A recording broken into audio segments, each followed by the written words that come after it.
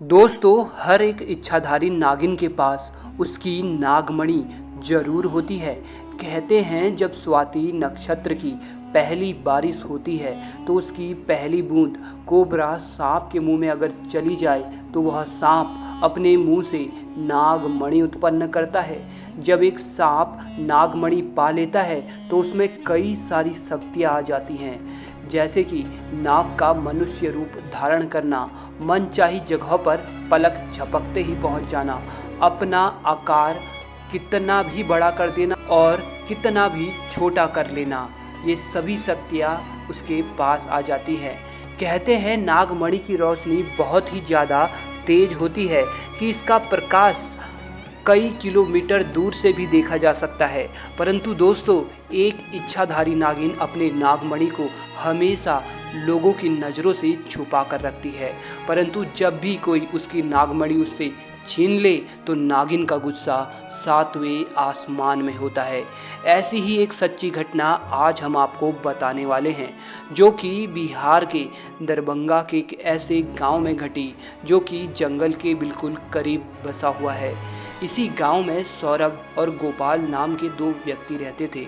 दोनों की काफ़ी अच्छी दोस्ती थी और दिन के समय दोनों अपने बकरियों को चराने के लिए जंगल साथ जाया करते थे। उसी जंगल में एक इच्छाधारी नागिन अपने नाग के साथ रहती थी और अपने नागमणि की रखवाली करती थी। एक बार गोपाल की एक बकरी घने जंगलों के अंदर चली गई तो गोपाल ने सौरभ से कहा कि तुम आज मेरी बाकी बकरियों को अपने बकरियों के साथ घर ले जाओ, मैं तो अपनी उस बकरी को ढूंढ के ले आता हूँ जो शायद जंगल में थोड़ा अंदर चली गई है। उधर नागिन भी अपना भेष बदल कर तथा मनुष्य रूप धारण कर नाग को नागमणि की रक्षा के लिए छोड़ गांव में भ्रमण को निकल गई। जब गोपाल अपनी बकरियों को ढूंढता हुआ उस जगह पहुंचा जहां एक पेड़ के नीचे बने बिल से तेज रोशनी आ रही थी, उसे लगा कि कोई कीमती हीरा या फिर आभूषण उसके नीचे हो सकता है, तो उसने उस पेड़ की ही एक टहनी को तोड़ा और एक बड़ा सा डंडा बना लिया और उस बिल को जोर जोर से मारकर तोड़ने लगा।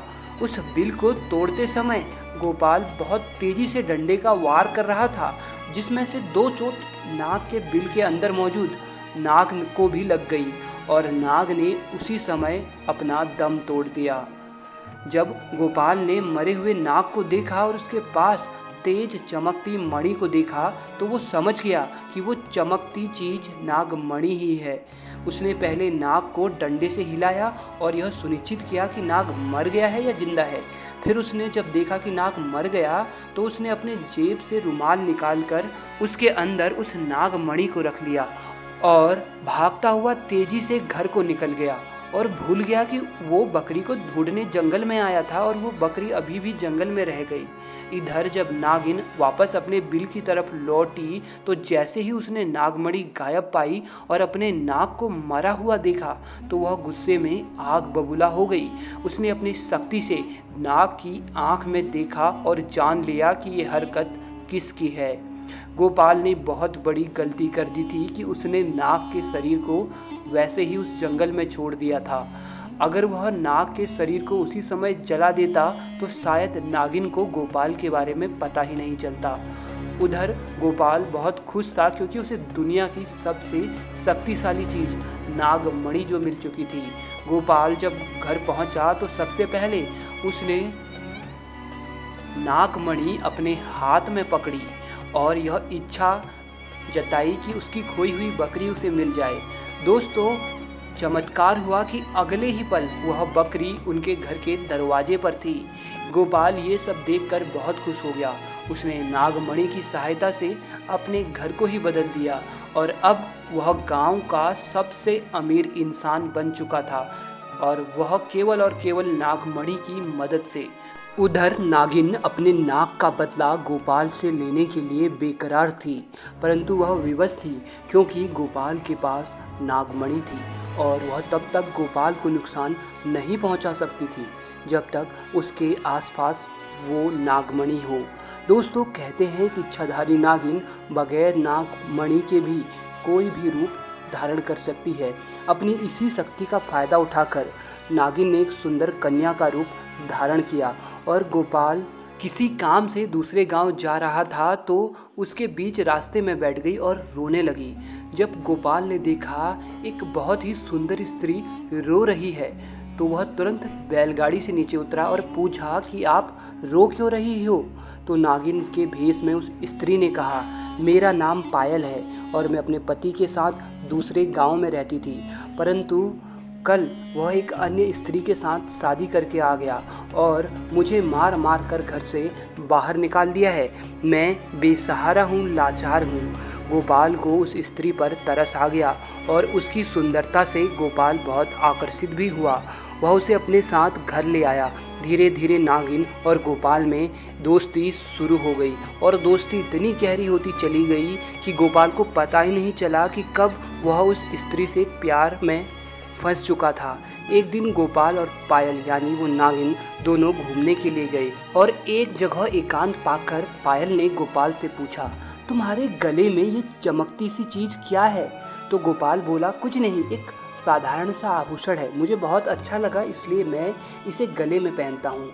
दोस्तों, ये वही आभूषण था जो नागमणि के नाम से पुकारा जाता है। तब पायल बोली, क्या तुम कुछ समय के लिए मुझे ये दिखा सकते हो? क्योंकि मुझे इसकी चमक बहुत भाती है, मैं देखना चाहती हूँ कि आखिर मेरे गले पर ये कैसा लगता है।